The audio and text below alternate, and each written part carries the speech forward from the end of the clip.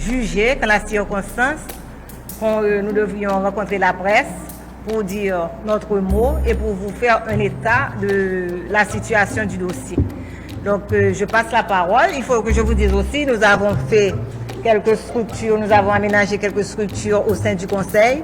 Nous avons un porte-parole, nous avons quelqu'un qui fait interface avec les différentes commissions créées par M. Dorval. Nous avons d'autres activités. Il y a quelqu'un qui fait la jonction parce que le conseil, par résolution, va créer un compte spécial justice pour bâtonnier Montferrier Dorval. Donc, on a aménagé certaines structures au sein du conseil d'administration.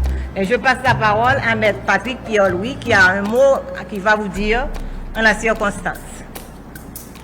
Alors, un mois déjà, depuis qu'on a lâchement abattu notre bâtonnier, Maître Montferrier Dorval, et les assassins sont dans la ville. À leur soutien, des forces obscures qui ne disent pas leur nom et qui essaient de jouer sur tous les tableaux pour diluer l'ignominie de l'acte, un mois déjà. Mais c'est par une grossière erreur de vue qu'on croit pouvoir nous décourager. C'est par une colossale faute de perspective qu'on croit pouvoir passer outre la pugnacité des avocats et la résistance de la société. Les assassins sont allés trop loin. Le Conseil ne cédera pas. Nous ferons en sorte de rechercher justice jusqu'au bout pour notre bâtonnier défunt. Sans oublier ces citoyens anonymes qu'on tue dans les quartiers populaires. Le Conseil l'a déjà affirmé et le redit.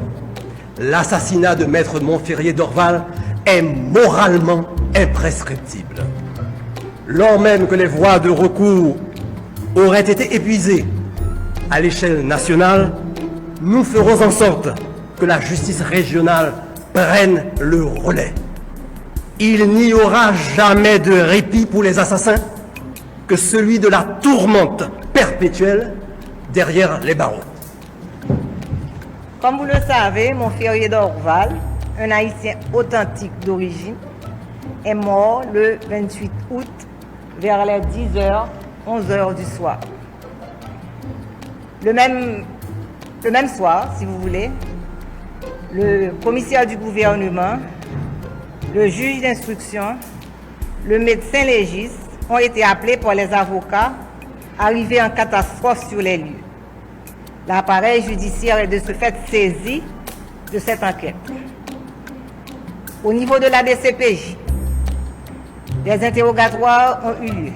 Le Conseil a assisté à certains interrogatoires et le dossier, à un certain après, a été transféré le 18, le jour de la messe de Requiem pour le bâtonnier Montferrier Dorval.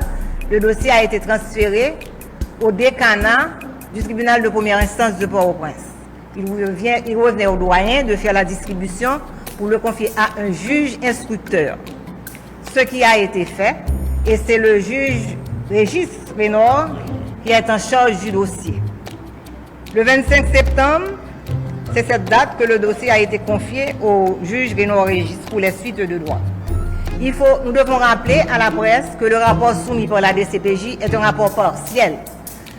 Ce qui veut dire, la DCPJ va continuer et le dossier va en même temps au cabinet d'instruction être objet d'enquête du cabinet d'instruction.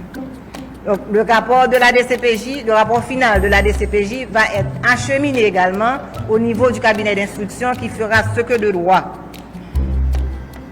Nous devons dire que le Conseil de l'ordre a suivi avec attention l'évolution de ce dossier. Nous étions en contact avec le parquet, nous étions en contact avec la DCPJ, nous étions en contact avec le décanat. Maintenant, nous allons prendre contact avec le cabinet d'instruction pour vérifier et surveiller les différentes étapes de la procédure devant aboutir au jugement.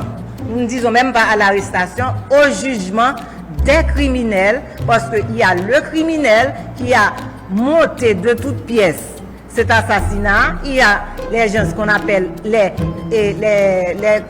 exécutants, mais il y a celui qui a conçu. C'est lui encore qui nous a assassinés. Il nous a assassinés d'abord et l'exécutant a réalisé son forfait. Mais parallèlement à cet état de fait du Conseil de l'ordre, la mobilisation reste et demeure jusqu'à obtention du jugement. Nous ne savons pas de quel tribunal, parce que là nous sommes au niveau du tribunal de première instance de Port-au-Prince, mais comme vous devez le savoir, il y a 18 juridictions de jugement. Donc on peut commencer au tribunal de Port-au-Prince et finir dans une autre juridiction. Parce que nous sommes prêts à brûler toutes les étapes, à aller gravir tous les échelons, toutes les voies de procédure, nous allons les prendre pour obtenir justice. Nous n'allons pas nous laisser berner et avoir un petit exécutant et laisser l'auteur intellectuel de côté. Il nous faut les deux, sinon les plusieurs. Donc, dans l'optique de la mobilisation, nous avons une marche le 5 octobre, immédiatement après la cérémonie d'ouverture des tribunaux. La marche aura lieu le 5 octobre. Le point de départ est la Cour de cassation, parce qu'en principe, c'est à la Cour de cassation que la cérémonie doit avoir lieu. Donc, après la cérémonie, nous partons et nous faisons le chemin en sens inverse. Nous sortons de la Cour de cassation pour arriver au cabinet de Maître Montferrier d'Orval. Parallèlement également, le Conseil a prévu d'apposer des pancartes, des banderoles, tout ce qui peut rappeler Montferrier d'Orval à la population haïtienne. Et ce, dans les 18 juridictions. Je dis 18 juridictions, ça veut dire Port-au-Prince et les 17 autres.